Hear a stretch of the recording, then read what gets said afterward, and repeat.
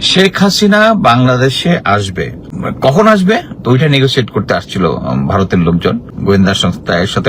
এটা একটা joint effort ছিল সবার আর কি। প্রথমেই তারা ডিমান্ড দিয়েছে যে শেখ হাসিনার নামে যতগুলা কেস আছে এই কেসগুলো নতুন করে করতে হবে, আগের কেসগুলাই হবে না। তার মানে বুঝতে পারছেন তো যে নতুন কেস মানে হচ্ছে। আচ্ছা, সেকেন্ড হচ্ছে শেখ হাসিনাকে এসএসএফ এর প্রোটেকশন না দিলে সে আসবেই না। শেখ হাসিনা যদি আসে, যেভাবেই আসুক, দেশের মধ্যে একটা গৃহযুদ্ধ হবে এবং এই ক্রাইসিস ইন্ডিয়া কাজে লাগবে।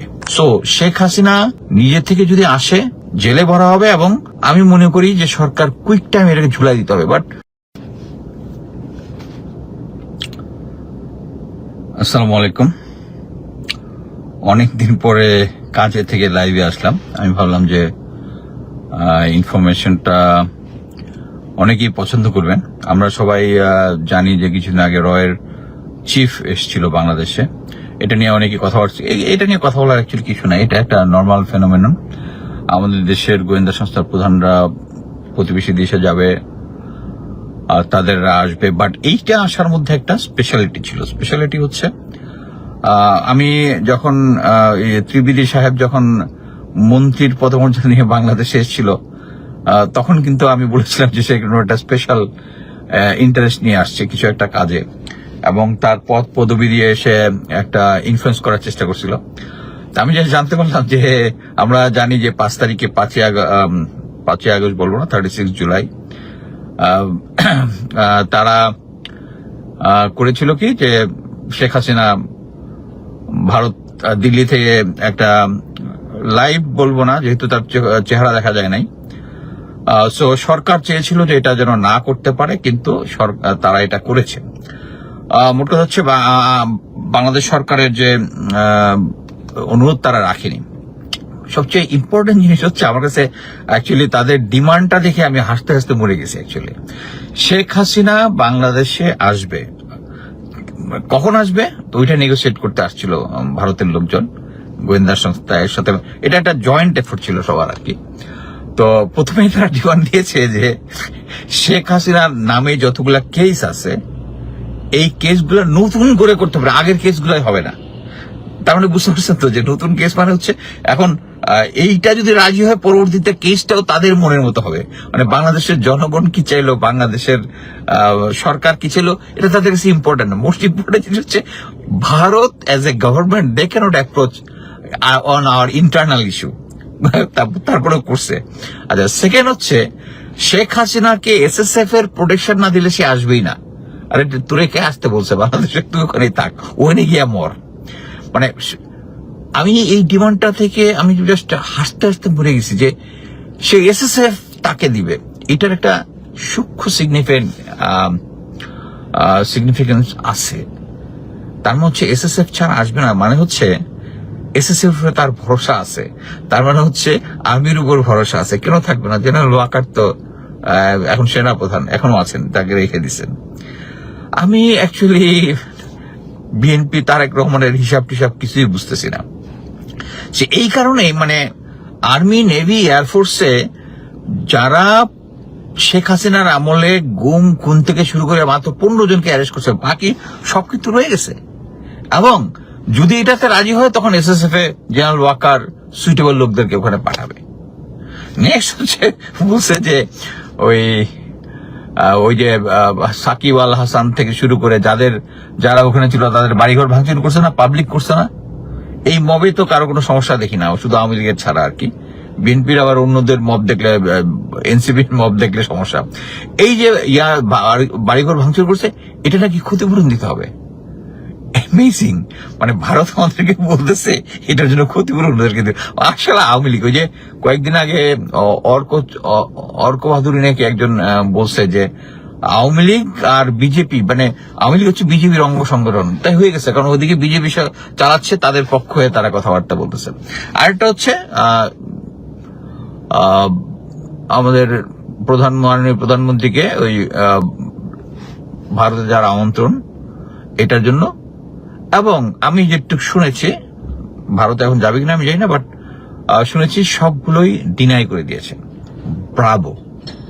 আমি মনে করি যে এটা একটা গুড ডিসিশন নিয়েছে, যে এখানে যদি আমি একটা জিনিস আমার নিজের বলতে চাই, শেখ হাসিনা নিজে আসুক বা আন্ডারস্ট্যান্ডিং এ আসুক, শেখ হাসিনা দেশে আসবে মানে হচ্ছে ওই যে জিয়াউর রহমান একবার আনছিল, ওই শর্ত টর্ত দিয়ে রাজনীতি করবে না, আইনে কিন্তু একদম বাংলাদেশের রাজনীতির ছিন্ন ভিন্ন করে দিছে। সেম জিনিস হবে, শেখ হাসিনা যদি আসে তাহলে যেভাবেই আসুক দেশের মধ্যে একটা গৃহযুদ্ধ হবে এবং এই ক্রাইসিস ইন্ডিয়া কাজে লাগবে।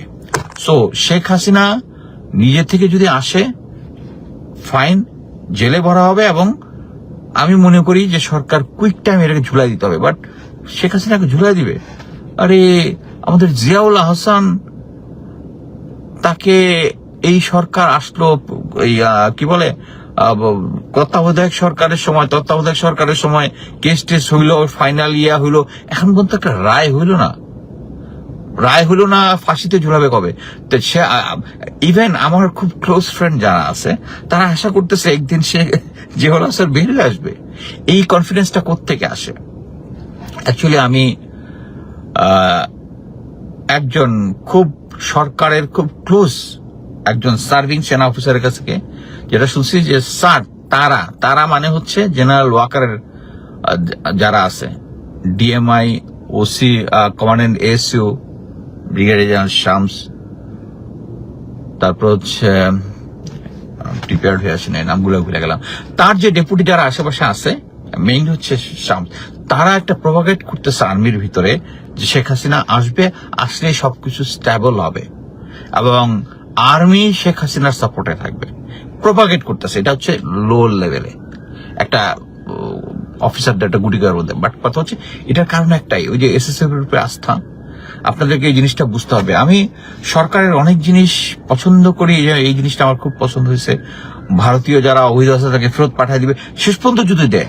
ব্রিগেডিয়ার শামস, যিনি আমাদের সিকিউরিটি অ্যাডভাইজার, উনি রাওয়াতে খুব সুন্দর কথা বলেছেন, পিলখানা হত্যাকাণ্ডর বিচার হবে, মেজর জাহিদের বিচার হবে, মেজর জাহিদের সাথে যারা অন্যায় করেছে, তারপরে সিনা হত্যার বিচার হবে। কিন্তু আমরা অনগ্রাউন্ডে কিন্তু এখন পর্যন্ত কোনো মুভমেন্ট দেখতেছি না। আমরা সরকারকে সাপোর্ট করব তখনই যখন আমাদের ডিমান্ডগুলো ফুলফিল হবে।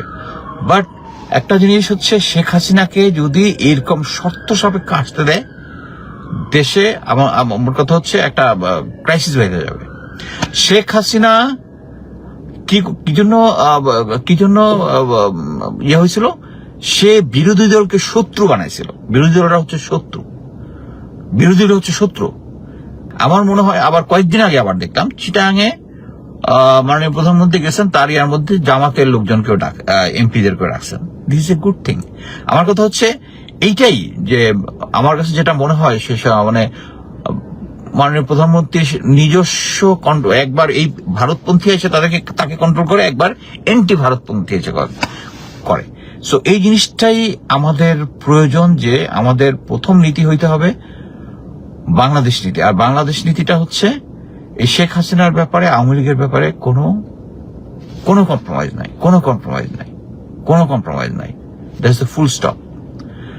জেনারেল ওয়াকারকে যদি আপনি সরান, আপনার অ্যাডমিনিস্ট্রেশন আরো স্মুথ চলবে। এটা থেকে আমার মনে হয় এটাও আপনার ভালোই জানার কথা। সো ওই যে এসএসএফ ছাড়া আসবে না, একদম এই কথাটা বলছে, এসএসএফ ছাড়া আসবে না, এসএসএফ ছাড়া কাউকে বিশ্বাস করে না, তাকে থানায় রাখা যাবে না। ও আচ্ছা, মেইন জিনিস তো বলে গেছি, শুধু এসএসএফ এর কথা তো না, তাকে যমুনাতে রাখতে হবে, যমুনা রাষ্ট্রীয় ইয়াগাতে, এবং এসএসএফ এর সাপোর্টার, তাইলে উনি আসবেন। কিন্তু মজা না?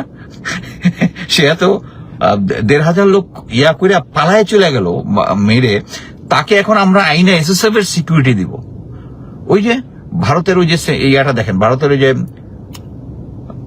কি ভাদুরী বোধ, এখানে যে অ্যাম্বাসেডর ছিল আগে, সে বলছে যে শেখ হাসিনা তো পালায় যায় নাই, তাকে একজন প্রাক্তন প্রধানমন্ত্রী, তাকে এয়ারফোর্স তাদের সরকারি ভাবে তার সিকিউরিটির জন্য তাদেরকে আইসা ইন্ডিয়াতে দিছে, এবং সে যদি আইসা যমুনায় ওঠে তাহলে তো তাদের কথাটাই ঠিক হইলো। সো আমি আশা করি আওয়ামী লীগ এবং শেখ হাসিনার ব্যাপারে নো কম্প্রোমাইজ। ধন্যবাদ।